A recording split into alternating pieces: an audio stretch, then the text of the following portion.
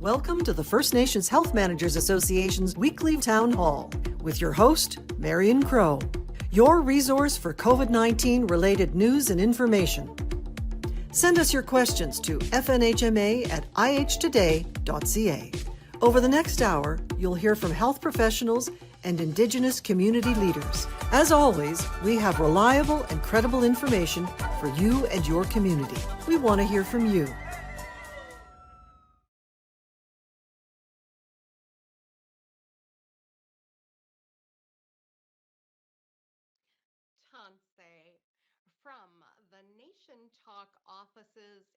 Des bureaux de Nation Talk à Toronto, là où il y a les Mississauga, les Credit, les Wendat, les Haudenosaunee, les Hurons et beaucoup de nations différentes, on voulait être certain de reconnaître le territoire sur lequel nous sommes. Je suis Marion Crow et c'est un plaisir pour moi de vous amener cette information fiable sur la COVID-19. Merci beaucoup de nous accueillir dans vos territoires, dans vos nations, dans vos organisations. Nous avons donné 48 heures d'informations sur la COVID-19 depuis mars dernier. C'est notre dernière assemblée générale virtuelle. Alors, à tout le monde, nous devons passer le message qu'ils ne veulent pas manquer le 30 juin, le mercredi. Ce sera la dernière session d'information de l'Association des gestionnaires de la santé et je vais vous en parler un peu pour que vous sachiez à quoi vous attendre. Alors, encore une fois, merci beaucoup à tous nos partenaires médias qui nous donnent cette opportunité de partager l'information à travers le site web, IHT, le APTN, les stations de radio. Nous remercions tout le monde qui nous aide à transmettre cette information. Je suis Marion Crow, je suis la PDG de High Pod First Nation au Saskatchewan. Bonjour Saskatchewan et tous les habitants de l'île de la Tortue. Je suis très fière de venir du territoire du traité 4 et je vous parle du territoire non cédé du peuple algonquin à Ottawa. J'aimerais reconnaître un dernier territoire. Merci aux Mohawks de Akwesasne pour nous permettre de gouverner notre organisation sur votre territoire. Nous étendons notre portée, notre famille est faite de beaucoup de nations et un gros merci au conseil d'administration de la DGSPNI qui nous donne cette vision stratégique. Et pour toutes les personnes qui travaillent de la maison, je les remercie pour leur dévouement et je leur remercie de leur aide pour continuer à garder nos nations en sécurité dans cette lutte contre la COVID-19. C'est l'avant-dernière rencontre et nous allons souhaiter la bienvenue à nos partenaires, à SAC. Marc va se joindre à nous bientôt et nous avons également les quelqu'un, Nicole, qui va se joindre à nous. Et également, nous avons le Indigenous Primary Healthcare Council, le Conseil des soins en santé autochtones, qui va se joindre à nous. Alors, à vos infirmières, aux médecins qui font partie de cette campagne, soyez bien à l'aise de leur donner notre adresse courriel. Ce sont des questions FNHMA à commercial IHTODAY.ca pour partager vos questions. Et nous allons faire de notre mieux pour répondre à vos questions en ligne lors de cet événement. Alors, Auntie Judy, Merci, merci de travailler si fort de chez vous pour vous assurer que tous nos membres sont en sécurité. Alors merci. Alors, sans plus attendre, nous allons souhaiter la bienvenue à notre premier invité, Mark Sagan de Service autochtone Canada, qui nous parle de Winnipeg et je ne parle pas du Banjo Bull, Mark. Bienvenue, bienvenue parmi nous. Merci, merci Marianne. Et je vous rappelle que Winnipeg défend son championnat des Grey Cup. Alors merci beaucoup. Merci beaucoup de me recevoir ici aujourd'hui. Et mon rôle actuel, oh pardon, je vous parle du territoire non cédé du traité 1, la terre de la nation Métis et beaucoup d'Inuits également. Je travaille à Service autochtone Canada et je travaille pour la vaccination au Canada. Je travaille avec Dr. Wong, Dr. Kawang et Kevin Adams, Kim Daly, Jocelyn Comkasa et beaucoup d'autres collègues de partout au Canada et beaucoup d'autres collègues de l'Agence de santé publique. C'est un plaisir de pouvoir participer aux rencontres sur les enjeux en lien avec la vaccination, la résolution de problèmes en lien avec la vaccination. Alors, je suis très humble devant vous aujourd'hui de voir tout le travail qui est fait dans les communautés autochtones, dans les organisations autochtones, dans les villes, dans les endroits partout au pays. On doit s'assurer que le vaccin soit disponible pour toutes les personnes qui le souhaitent au pays. Nous voyons une réaction positive, une approche positive et c'est vraiment un plaisir de faire partie de tout ce processus. Ça me rend humble de voir tout ce que les gens font.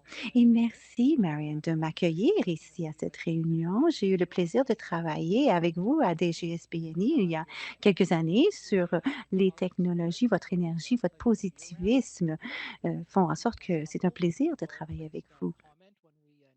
Vous avez toujours un bon commentaire lorsque c'est nécessaire et vous avez démontré à ce moment-là, comme vous le faites aujourd'hui, une passion et un grand soin porté au peuple autochtone. Alors, c'est vraiment un plaisir de faire partie de votre émission. On peut commencer en vous donnant une mise à jour par rapport aux chiffres de la vaccination dans les communautés partout au pays. 588 000 doses administrées, première dose, deuxième dose, 12 ans et plus, et à l'intérieur de ces 588 000, il y en a 220 000 qui sont des premières doses. Alors, ce sont des chiffres encourageants. C'est encourageant de voir que les gens se font vacciner. Ça fait une différence. Et ceci étant dit, c'est important de garder en tête qu'il y a des variants, la COVID est toujours présente, la vaccination aide, particulièrement avec 2 doses, mais les gens doivent toujours suivre les mesures sanitaires. Il y a des personnes qui ne peuvent pas se faire vacciner, comme les jeunes enfants. Alors, continuez votre bon travail pour la vaccination et nous allons traverser cette épreuve ensemble.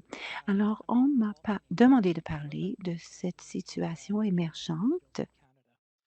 Qu'est-ce que ça signifie pour les personnes au Canada? Peut-être que vous en avez entendu parler. Oh, je m'excuse, j'ai été distraite. Marianne m'a envoyé un visage souriant. Merci. Merci, Marianne, mais je vais essayer de garder le cap sur ma présentation. Comme vous voyez, je n'ai pas beaucoup d'expérience avec les médias sociaux, mais j'espère m'améliorer. Alors, les preuves de vaccination, les passeports de vaccination, en gros, ce travail est mené par l'Agence de santé publique au Canada, Immigration, IRCC, s'occupe de ce dossier et il est important de mentionner que le voyagement international, à ce moment-ci, n'est pas encore encouragé. Il y a encore beaucoup de COVID dans le monde et les gens ont hâte de voyager, de voir leur famille, de voir leurs enfants, de voir les membres de leur famille et leurs amis. C'est encore très important de limiter les voyages pour garder le contrôle sur la COVID. Mais lorsque cela recommencera, vous savez, il y a d'autres pays qui planifient un système pour les voyageurs pour qu'ils puissent présenter le niveau de vaccination. Par exemple, vous pourriez avoir une exemption de quarantaine ou d'isolement. Alors, le Canada veut mettre en œuvre un système pour que les Canadiens puissent démontrer leur statut de vaccination lorsqu'ils vont dans d'autres pays et également pour leur retour, lorsqu'ils reviennent au pays. Alors, présentement, le mandat est par rapport au voyagement international. On veut protéger nos frontières et assurer la sécurité des citoyens canadiens. Il y a certains, certaines provinces, certains territoires qui peuvent établir leurs propres règlements. Le Yukon ont déterminé qu'il va peut-être y avoir un isolement et peut-être 14 jours après la vaccination pour s'assurer que les gens sont vraiment vaccinés et que ce soit efficace. La visite des gens qui sont dans des centres de soins de longue durée pour limiter les risques aux résidents, il fut reconnu que le système est encore en conception. Il y a la preuve de vaccination qui pourrait être éventuellement possible sur un téléphone intelligent et également il y a l'option papier pour vérifier. Il n'y a pas vraiment de façon ou faudra éventuellement vérifier avec une pièce d'identité le nom sur la preuve de vaccination. Gardez en tête que ce n'est pas une carte qui détermine ce que vous pouvez ou ne pouvez pas faire. Ça établit seulement vous avez reçu tel vaccin. Et par exemple, si vous voyagez dans un autre pays, il y a des lignes directrices qui s'appliquent dans ces pays-là. Mais l'élément clé dont il faut se rappeler ici, c'est que, encore une fois, ce n'est pas une permission, ça ne donne pas de permission, c'est seulement, une preuve de vaccination. Et pour les peuples autochtones, les communautés autochtones, on veut s'assurer que les considérations autochtones soient gardées en tête lors de ce processus. Alors, il y a eu beaucoup de travail pour rencontrer les organisations autochtones, le le comité des chefs sur la santé, le groupe de travail national sur la vaccination et il y aura davantage de travail avec les organisations régionales. Mais l'information, la rétroaction que nous avons reçue à date et qui est partagée à IRCC fait en sorte que l'on veut s'assurer que les communautés autochtones ont les mêmes avantages que tous les autres Canadiens qui veulent appliquer pour ces cartes. Donc, si quelqu'un n'a pas une bonne connexion Internet, il doit y avoir une façon, il doit y avoir une façon pour que les gens puissent postuler.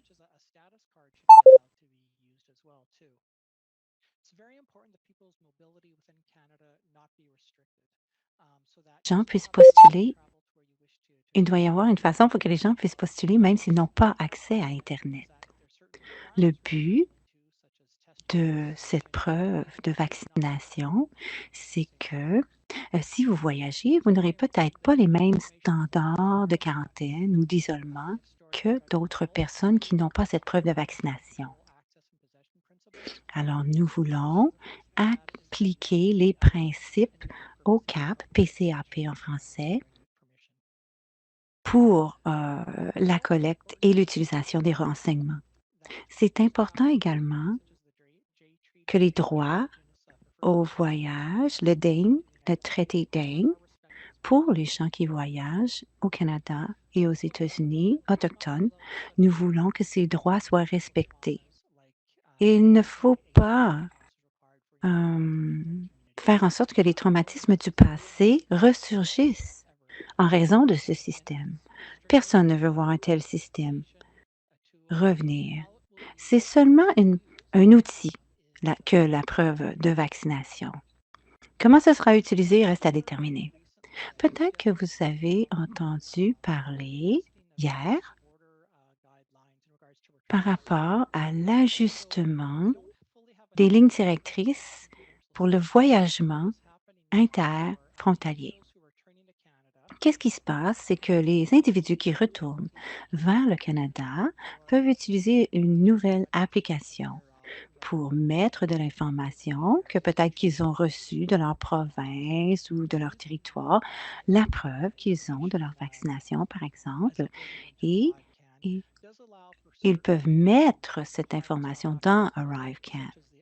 Alors cela permet de contourner l'isolement et la preuve, et le séjour en hôtel, obligatoire ne le sera peut-être pas lorsque les gens utilisent ArriveCan et leur preuve de vaccination avec cette application.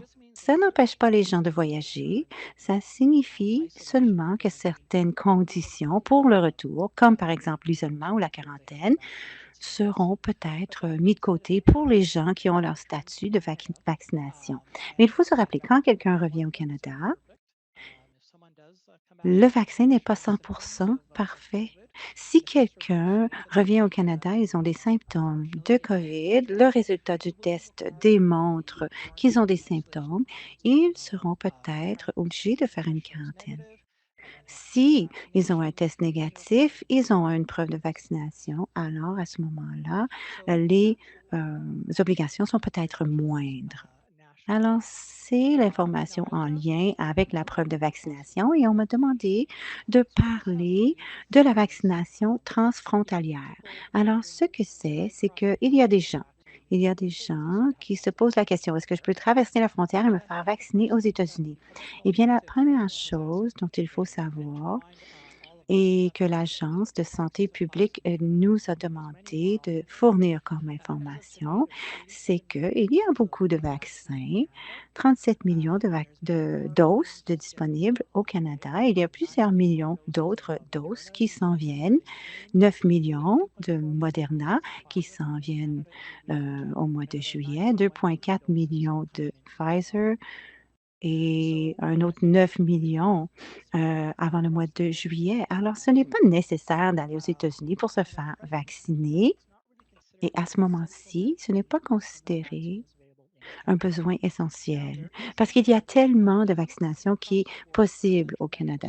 Et c'est possible de traverser la frontière pour des services essentiels médicaux sous l'entente que nous avons.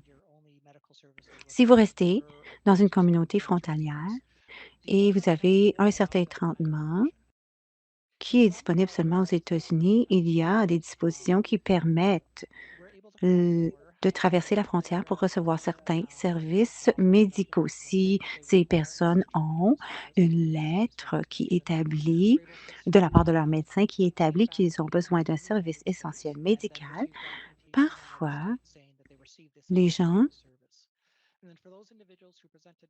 veulent aller aux États-Unis pour recevoir ces services médicaux essentiels avec cette documentation. Certaines personnes ont pu éviter l'isolement et la quarantaine en revenant au Canada.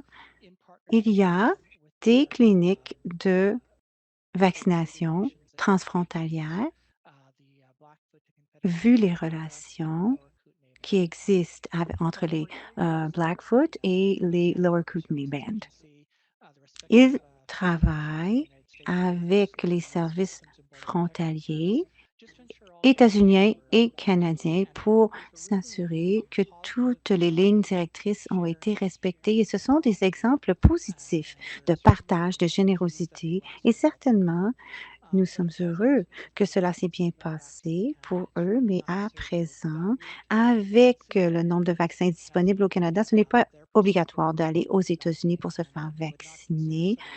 Vu le nombre de vaccins disponibles au Canada, ils ne considèrent pas, donc les services médicaux professionnels, le corps médical professionnel ne considère pas que c'est un service essentiel. Au Canada, il y a un programme de soutien à la vaccination. Et cela signifie que si jamais quelqu'un a un effet secondaire dû à la vaccination, il y a un programme de compensation qui existe. Si quelqu'un se fait vacciner dans un autre pays, il n'est pas éligible à ce programme. Il doit appliquer pour ce programme dans le pays où il a été vacciné. Alors, c'est mieux de se faire vacciner au Canada si vous êtes résident au Canada. On sait qu'il y a tellement de personnes qui veulent se faire vacciner aussitôt que possible, mais il y en aura assez à la fin juillet pour tous les Canadiens, pour que tous les Canadiens reçoivent 2 doses. Alors, ça devient une question d'avoir la possibilité de mettre les vaccins au bon endroit lorsque c'est nécessaire et les organisations autochtones travaillent en partenariat avec SAC, avec les provinces, avec les communautés, dans les villes, pour distribuer les vaccins de façon sécuritaire culturellement.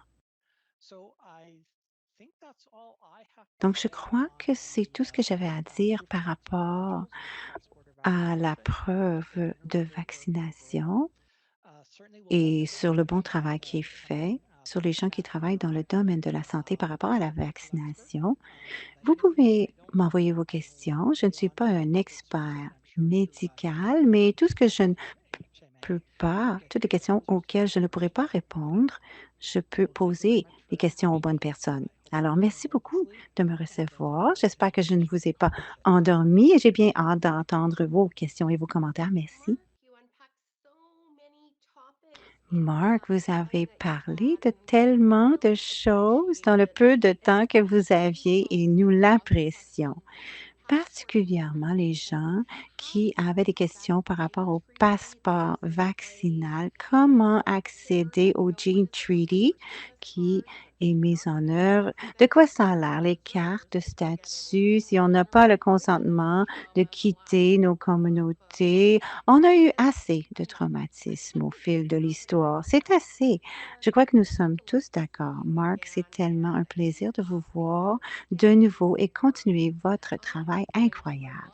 Je vais rappeler aux gens qui nous écoutent et qui nous regardent, j'aimerais leur rappeler que si vous avez une question, si vous voulez remercier tante Judy, Doris Bear, Peguis First Nation, une gestionnaire de la santé, soyez à l'aise d'envoyer vos remerciements à FNHMA en commercial IH today.ca. Et là-dessus, j'aimerais le dire bonjour aux gens qui nous rejoignent par Facebook. Jerry, Curtis, Youssef, merci de nous écouter également.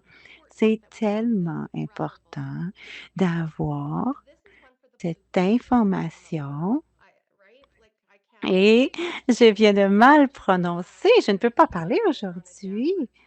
Vous savez, on a eu, une période où on avait beaucoup d'énergie et maintenant nous sommes sur la pente descendante, hein, vous voyez dans mon élocution. Mais on veut s'assurer de pouvoir répondre aux questions, de relayer vos remerciements et là-dessus, j'aimerais inviter notre prochaine invité. Je suis très enthousiasmée d'entendre ce que notre invité a à dire. Nikki, êtes-vous prête à nous rejoindre ici dans le nid du corbeau? Et bienvenue, Nicole. Vous pouvez enlever votre sourdine. Vous allez recevoir votre T-shirt. Il faut enlever sa sourdine en 2021. Merci, merci, Marianne. Merci de me recevoir sur votre émission. C'est tellement un honneur de faire partie de votre émission. Je m'appelle Nikki Sengupta et je suis chef des communications et conseillère de programme au Conseil des soins de santé primaires autochtones. J'aimerais saluer tous les membres autochtones dans tout le pays et en Ontario. Je suis à Peterborough, en Ontario. Je viens de déménager ici de Toronto à Toussaint. Et j'aimerais commencer en vous parlant du IPHQ CC. Nous sommes une entité autochtone, une organisation autochtone et notre mandat, c'est de soutenir l'avancement et l'autonomisation de nos soins de santé. Nous voulons des communautés gouvernées par les Autochtones. Nous sommes informés par des experts autochtones. Nous donnons des services aux Autochtones, aux Métis qui vivent dans les communautés, à l'extérieur des communautés. Ce sont des services, des soins de santé primaire, prénatal, les soins traditionnels, le bien-être, le mieux-être et encore plus. Je suis très heureuse d'avoir cette opportunité de partager avec vous et j'aimerais vous mentionner que pendant la pandémie, nous avons été ouverts pour servir nos membres. Nous voulions nous assurer que les gens restent à l'extérieur des hôpitaux. Nous avons coordonné notre réponse de première ligne. Nous avions des centres de dépistage, nous avons fourni des endroits appropriés pour le dépistage, nous avons fait la livraison de paquets aux familles et au début de la pandémie, l'IPHCC a fait la défense des intérêts des Autochtones auprès des organisations décideurs. Nous avons participé sur la table pour la réponse COVID du Pacifique, de la région du Pacifique. Et comme vous savez, 80 de la population autochtone vit dans des environnements urbains et nous avons collaboré avec les différents paliers gouvernementaux pour soutenir l'effort fait pour les Autochtones en ce sens. Peut-être que vous vous rappelez au début de la pandémie, il y avait des préoccupations par rapport à la disponibilité des vaccins et des équipements de protection personnelle. Nous avons pu coordonner une livraison d'équipements de protection personnelle qui venait de la Chine et l'IPHCC a défendu les intérêts des Autochtones pour les fournitures de l'équipement de protection professionnelle.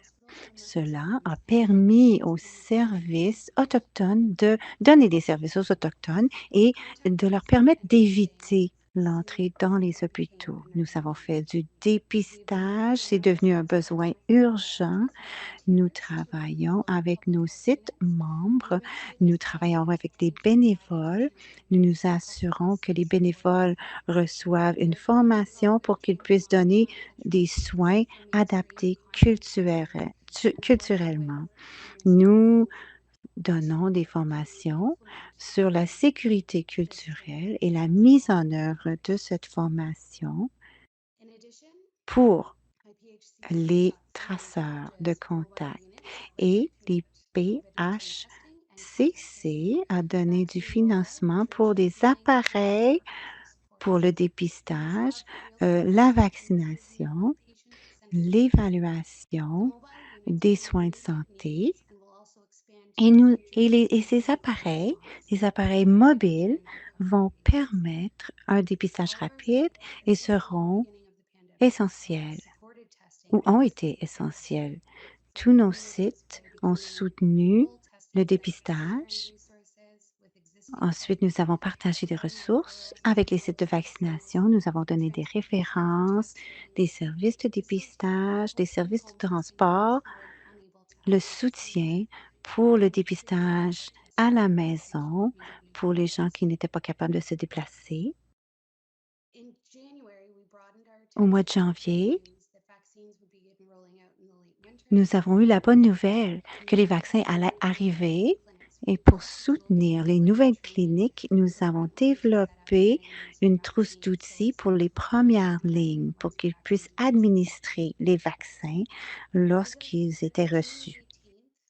À partir du 18 juillet, nous avons eu 125 000 vaccins qui ont été administrés par nos sites membres et ce chiffre continue à grimper à tous les jours. Et j'aimerais que vous sachiez que Anishinaabe Health Toronto a été le premier site en Ontario à avoir un site de vaccination pour les jeunes. Ils l'ont fait en partenariat avec l'école des Premières Nations locales.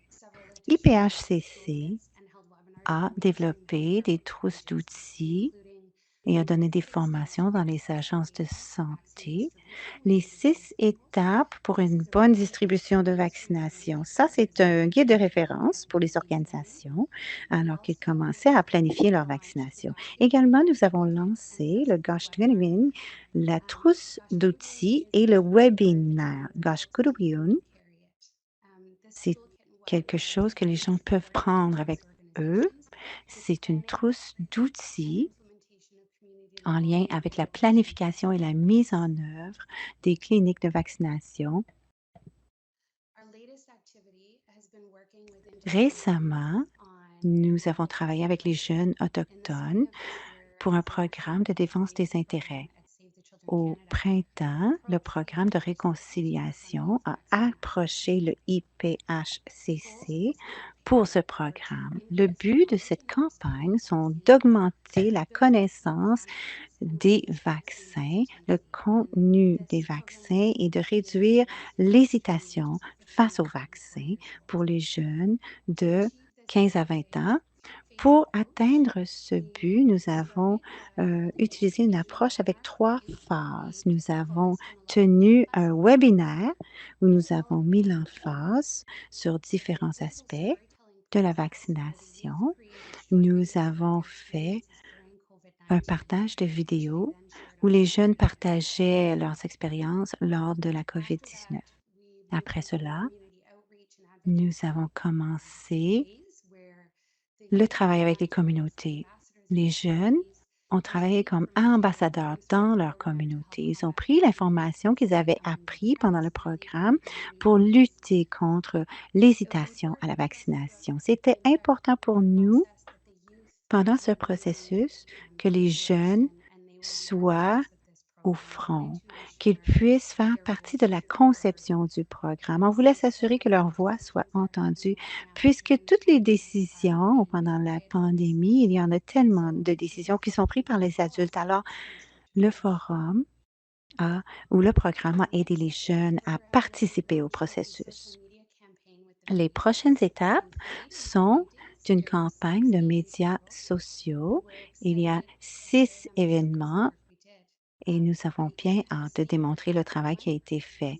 J'ai une possibilité de voir pour vous une vidéo à l'avance. Since the pandemic, my life has changed in the way that I deal with my mental health.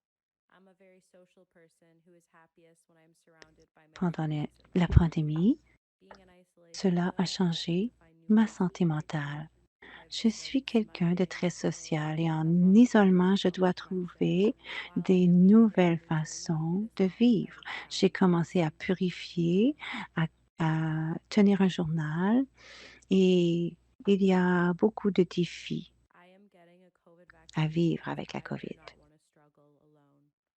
À vous, Nicole, dans 3, 2, 1.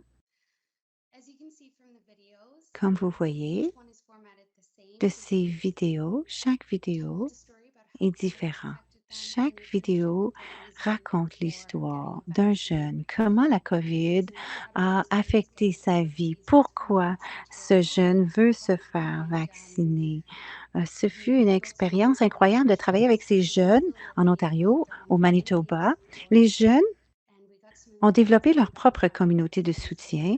Nous avons eu une rétroaction positive de leur part. Il y en a qui disent que de faire tout cela leur a donner davantage de confiance en eux. Ça leur a permis de savoir qu'ils n'étaient pas seuls dans cette épreuve. Alors là-dessus, j'aimerais remercier Marian de me recevoir ici aujourd'hui.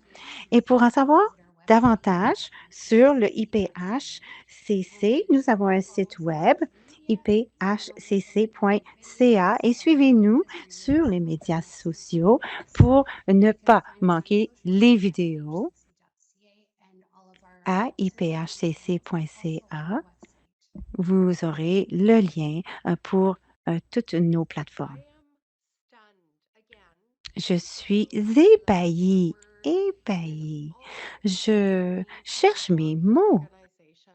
Tout le travail que votre organisation a fait, Nikki, ne partez pas. Je veux vous dire, pouvez-vous nous rappeler depuis combien de temps vous êtes une organisation incorporée? Depuis 2019. Avant ça, on était en existence, mais on a pris de l'expansion avec la quantité de travail. Donc, nous avons eu notre incorporation en 2019. Mais l'organisation remonte à 2013. Ah, je suis ébahie par le travail que vous avez pu faire dans si peu de temps. Mark y a référé également. Les partenariats, soutenons-nous. Toutes les frontières qui s'effacent. La province, le fédéral, les relations qui sont parfois difficiles à gérer. C'est comme si toutes ces barrières, tous ces obstacles s'effacent. Vous démontrez une telle résilience face à la COVID et on souhaite ardemment un retour à la normale, peu importe qu'est-ce que le normal pour vous. Mais ne quittez pas parce que nous avons davantage de questions. Nous aurons des questions pour vous. Et là-dessus, j'aimerais remercier tout le monde parce que vous travaillez tellement fort. Vous êtes des directeurs, des directrices en santé. Vous servez vos communautés. Et maintenant, j'ai une annonce de santé publique. To all the dedicated healthcare workers and providers on our community front lines, we thank you and owe you a debt of gratitude. L'effort des travailleurs sur les premières lignes, nous vous remercions. Nous avons de la gratitude. Nous sommes unis comme Organisation de la santé des Autochtones pour des informations fiables sur la COVID-19. Vous pouvez nous consulter.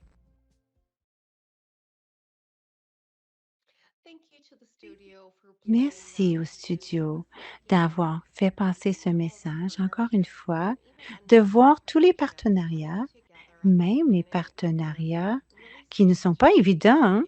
On voit ce rassemblement et cela démontre les valeurs que nous avons comme organisation, comme association.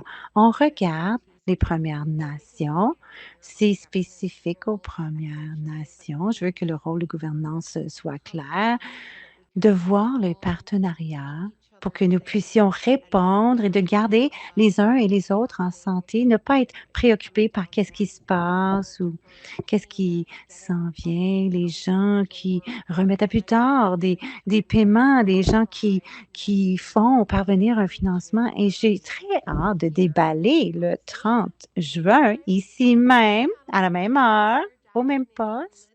Peu importe la façon que vous nous écoutez à la radio ou en vidéo, continuez à le faire la semaine prochaine parce que nous allons avoir Valerie Gideon, elle avec qui nous avons commencé à Service autochtone Canada. Nous allons parler des hauts et des bas et il y en a eu.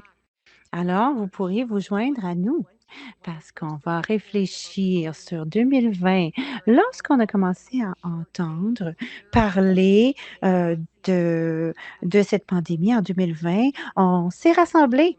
Et merci à Don Berigo et toute l'équipe à Nation Talk parce que la santé autochtone aujourd'hui est née de cette pandémie. Ce fut une réponse à la nécessité de mettre l'information. Alors, joignez-vous à nous alors qu'on regarde avec Dr. Brenda Listour, Dr. Carol Hopkins, moi-même, certains membres de l'association des étudiants qui ont démontré une résilience dans leur réponse à une pandémie mondiale.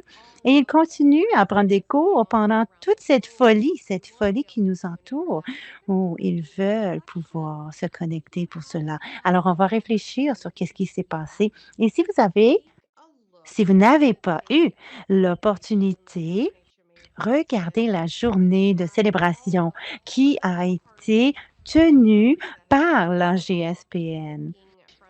Il y a des partenaires, des réflexions, les travailleurs en santé, le premier ministre, tous les leaders, beaucoup de leaders autochtones qui ont soutenu les nations, les ressources humaines que ça prenait pour lutter contre quelque chose comme ceci. Il y a eu Carrie Price également. Alors, très divertissant, très divertissant. Alors, elle est une guerrière, mais je m'éloigne du sujet. Mais gardez la date sur votre calendrier, hein, parce qu'on veut vous voir. On veut que vous nous voyez à la dernière réunion. Alors, Nikki, je vais vous demander de revenir avec nous parce que je sais que vous, en ayant ce message par rapport à la confiance au vaccin, d'une perspective des jeunes, vous savez, c'est vital à cette époque, puisque il y a des jeunes qui n'étaient pas éligibles au vaccin. Maintenant, c'est différent. Comment est-ce que vous avez trouvé ces personnes? Avec qui avez-vous travaillé? Et je suis enthousiasmée de voir ces leaders du futur. Qu'est-ce qui s'en vient avec eux et qu'est-ce qu'ils pourront accomplir pour les 7 prochaines générations? Est-ce qu'on peut télécharger ces vidéos? Est-ce qu'on peut les partager? Absolument. Toutes les vidéos sont sur le site de IPHCC et ils sont sur nos plateformes de médias sociaux également. Et comme j'ai mentionné auparavant, nous avons travaillé en partenariat avec une organisation qui nous a approchés avec ce projet et on était d'accord, il fallait que ce soit mené par les jeunes pour les jeunes. Alors, on est allé vers les médias sociaux pour trouver des participants et des participantes. C'est la meilleure place où trouver des jeunes et puisqu'on ne pouvait pas aller dans les communautés directement, c'est l'approche que nous avons préconisée. Nous avons eu une réponse extraordinaire des jeunes. Les jeunes ont participé dans ce programme. Je suis ébahie par la quantité de travail que vous avez fait, par les ressources que vous avez déployées, par les trousses que vous avez rassemblées pour les centres de santé, pour permettre la vaccination d'une telle façon. Et maintenant, je vais faire la transition à Marc. Marc, bienvenue. Bienvenue parmi nous dans le nid du corbeau. On parlait avec Nikki. Quelles sont les autres innovations que vous voyez lorsque vous êtes assis à ces tables? Est-ce que vous avez vu quelque chose qui vous a fait dire wow de votre perspective? Absolument, partout au pays. Je crois que la force de la vaccination autochtone n'est pas la production massive. Il n'y a rien de mal là-dedans, mais on doit le reconnaître et ce fut reconnu que pour certaines personnes, un gros centre de vaccination, un hôpital, lorsqu'ils font face à ce genre d'organisation, ils se demandent, est-ce que j'aurai ma place là-bas? Il y a des traumatismes de l'histoire, il y a eu des cas de racisme dans les hôpitaux. Alors, on veut que les gens aient accès à des endroits sécuritaires pour la vaccination. Alors, l'organisation a travaillé avec plusieurs communautés pour que les gens puissent se faire vacciner dans les centres d'amitié, entre autres. Il y a eu un travail extraordinaire qui a eu lieu pour les cliniques à Edmonton, pour les Premières Nations, Inuit et les Métis, et les personnes non autochtones, les allochtones également. C'est un sens de partenariat. Métis Nation de Saskatchewan, eux, ils appellent les gens sur la liste et les invitent à se faire vacciner. Ils disent, c'est important. On a votre bien-être à cœur. Il y a eu un powwow, il y a eu de la vaccination au powwow de côte à côte, d'un bout à l'autre du pays. Il y a des personnes itinérantes. On a fait en sorte d'établir des cliniques mobiles pour les itinérants. Ils n'ont pas nécessairement une relation de confiance avec les organisations, les grandes organisations. Alors peut-être que des fois, ça prend plus de travail, mais ça a autant de valeur pour tout le monde, la vaccination. Ce n'est pas facile pour tout le monde de se rendre dans un grand centre de vaccination. Alors, ils ont des préoccupations valables. Alors, ils doivent avoir accès à de l'information fiable. Ils doivent pouvoir l'entendre de la bouche des aînés, des chefs. Ils doivent le voir sur les médias sociaux. Oui, je vais me faire vacciner, je vais le faire pour moi, mais je vais aussi le faire pour ma communauté. Je suis épaillie par tout ce qui arrive. Les gens ne disent pas 75 c'est bon, c'est assez. Non, on veut vraiment essayer d'atteindre tout le monde. On a alloué certains espaces pour les personnes qui n'étaient pas à l'aise d'aller dans des grands centres. De beaux partenariats ont eu lieu dans des organisations locales et ils ont invité des Autochtones à se rendre dans ces petites cliniques locales. Ils ont invité des ambassadeurs autochtones à être présents, des traducteurs. Vous savez, en 2009, j'ai commencé et c'était très différent. Je crois que les choses ne sont pas parfaites à ce moment-ci, mais il y a beaucoup de bonnes choses qui se font. Et moi, j'ai cette chance de participer, d'aider. Et encore une fois, je suis stupéfaite de pouvoir faire partie de ce processus. Eh bien, ne vous éloignez pas trop. Je suis avec vous. Je suis stupéfaite également par tous les efforts qui ont été faits pour que l'on puisse vacciner les gens de façon culturellement sécuritaire, en respectant les gens, en allant les voir où ils sont. Marc, vous avez parlé des services numériques en santé. Vous étiez dans ce domaine. J'ai cette passion également. C'est très cher à mon cœur, c'est près de mon cœur, les services, numériques en santé. Je trouve ça extraordinaire et on voit des vidéos, on voit beaucoup d'informations, évidemment, qui circulent sur plusieurs plateformes. Est-ce qu'il y a d'autres services numériques qui vraiment se sont, détachés du lot? Est-ce qu'il y a quelque chose que vous aimeriez mentionner? Oui, oui, Marianne. Il y a eu tellement de bon travail qui a été fait partout au pays. Il y a eu cette utilisation des technologies. Les gens ont pu voir, parfois les gens peuvent consulter un médecin de chez eux. Il y a ces services qui sont disponibles. Ontario avait ce programme pour certaines personnes.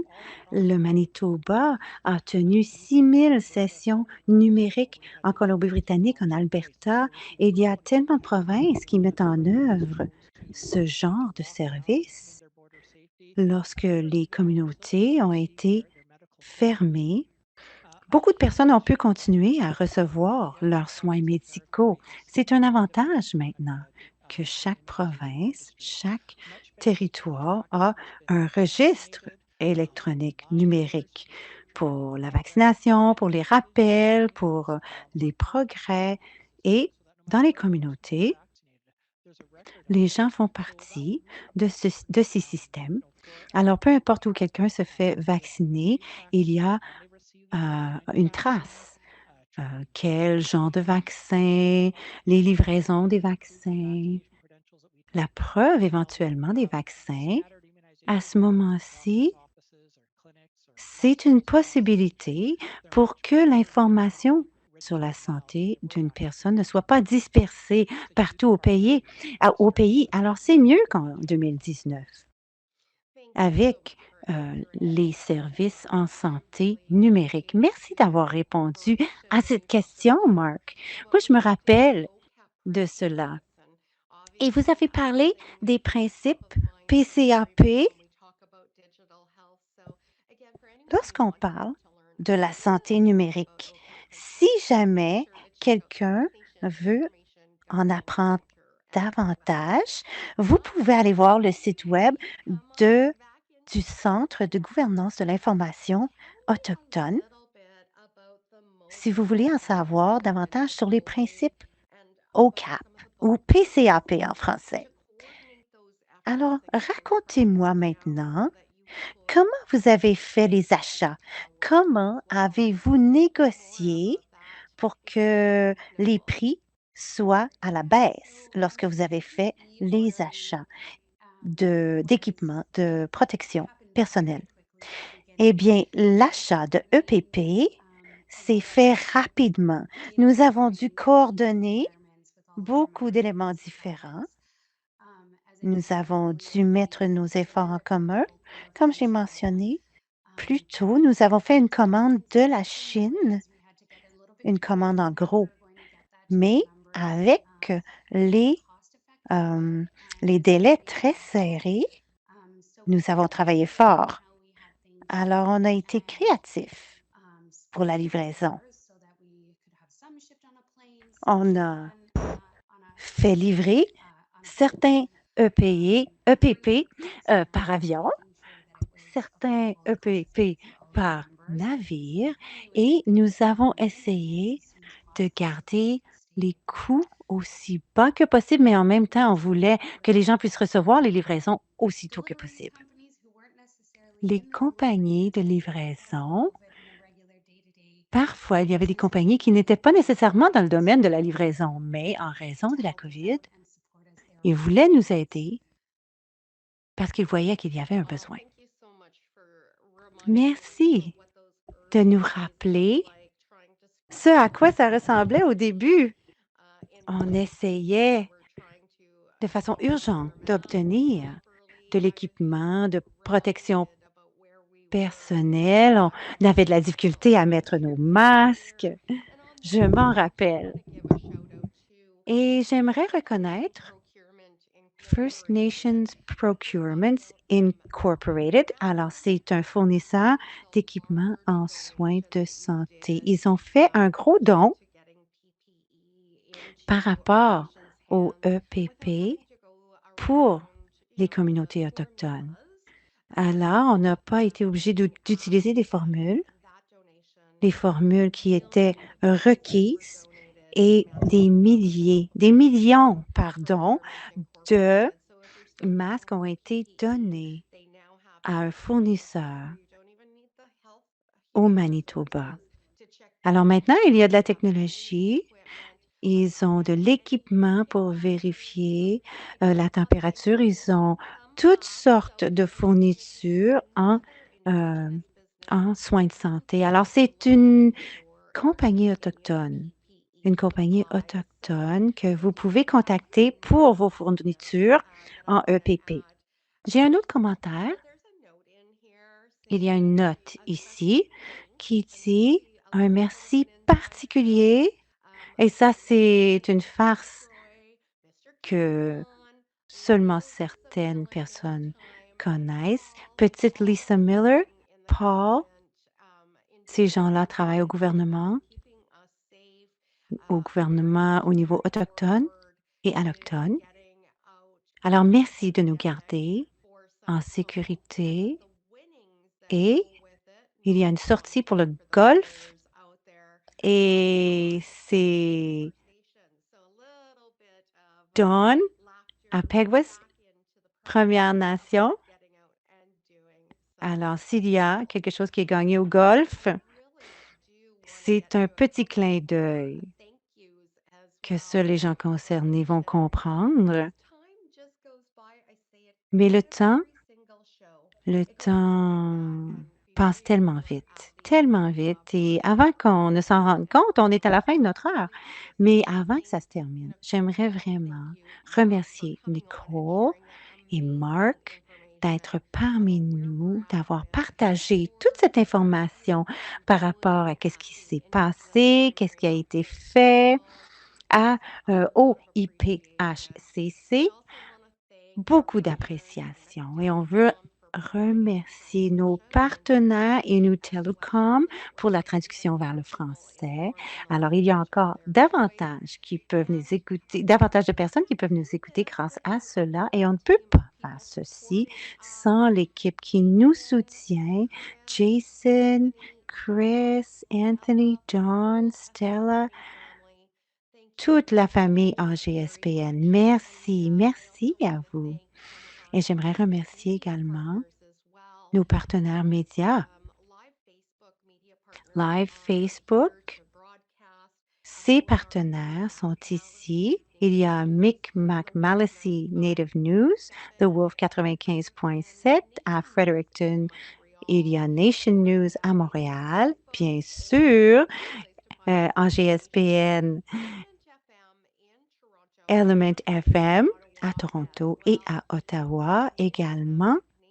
Anishinaabe Nation à North Bay en Ontario, Wawate News, Sioux. Merci beaucoup et j'espère que je l'ai dit correctement. Ça m'a pris beaucoup d'essais. Bien sûr, NCIFM TV, votre tante vous dit bonjour et je vous verrai demain matin.